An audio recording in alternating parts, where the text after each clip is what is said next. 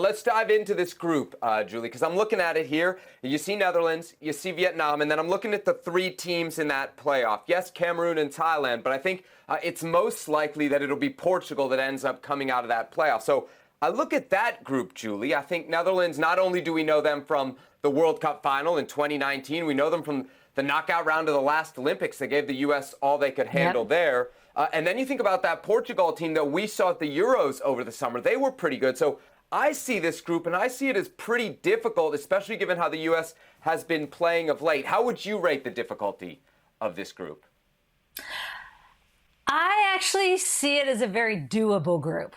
I think with the expanded field, obviously this is the largest World Cup they've had on the women's side with 32 teams. I think the clear front runners, of course, are the Dutch and the United States. And I think Portugal, although they had their moments at the Euros, susceptible to giving up a lot of goals and pretty leaky. So I do think this is a very winnable group. The other really positive to this group is there's not a lot of travel. All three of the United States games are in New Zealand, as we know. An hour charter flight. Thank you, FIFA, for finally doing that. And then if they win their group, they avoid Sweden, possibly, because they'll cross over to Group G. And it looks like it could be Italy if they finish up as the runner-up. But I think then they go to Australia, to Sydney. But then if they win that round of 16, their quarterfinal and semi back in New Zealand at stadiums they're comfortable with. So I think it actually sets up quite well for the United States. And also that quarterfinal match could be against Group A, which is the weakest group, I think, with New Zealand, the top of that group. They, as a co-host, got into that top seed. So I think overall, Vlatko Andonovski and the national team are thinking, okay, we know our opponents. And this is actually a very doable, winnable group. Unbelievable. Sebi's hedging his bets over there. He told me the U.S. women's national team was the best team in the world, and now he's saying it's a difficult group. He's treating it like the group of death.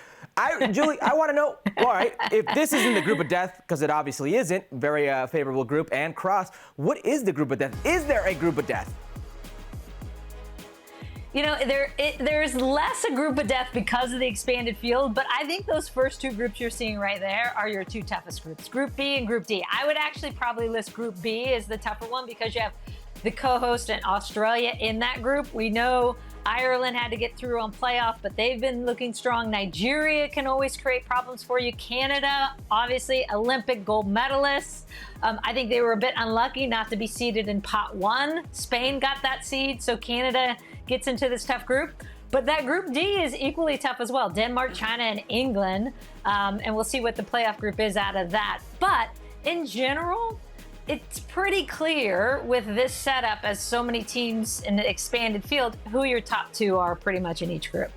Yeah. But who knows? I think there's a good shot there for Group D if it's Haiti. I mean, we saw how good they were in CONCACAF qualifiers. I think that could be a tough group. I didn't see it on the list there, but Group F has Brazil and France. France, we know they have talent. Brazil have talent too. Maybe some chronic underachieving there, but a couple other groups that could prove to be at least tough to pick, I think, as we get closer to the World Cup. Go ahead, Julie. And I will say that's the really cool thing about the women's game and the growth of the women's game is that there are teams that in the past you'd be like, no way, and then you're like, wait, Haiti, wow, they kind of impressed, or Africa's getting better, and you never would think Africa would be contenders, right? So I think that's the beauty of the growth of the women's game is that you've got a good 9 teams who have a good look at winning this World Cup.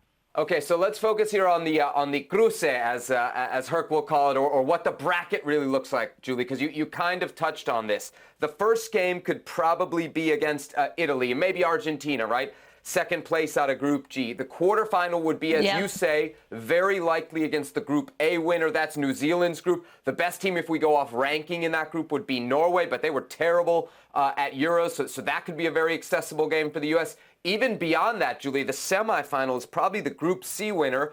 That's Spain or Japan, two very technical teams, two teams that have done great at youth international level, but maybe recently haven't done great at the senior international level. Then I look, Julie, at the other side of the bracket. It's England, France, Germany, the winner of the group at death.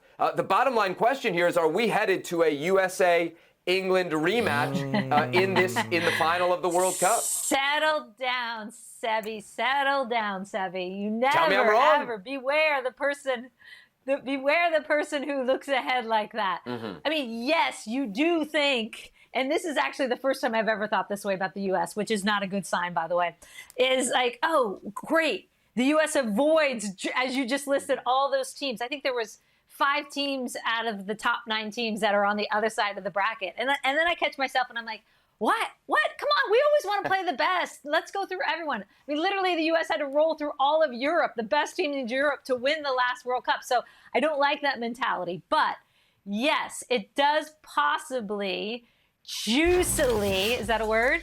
No. Yep. Very juicy final in England or maybe Germany, U.S. in the final.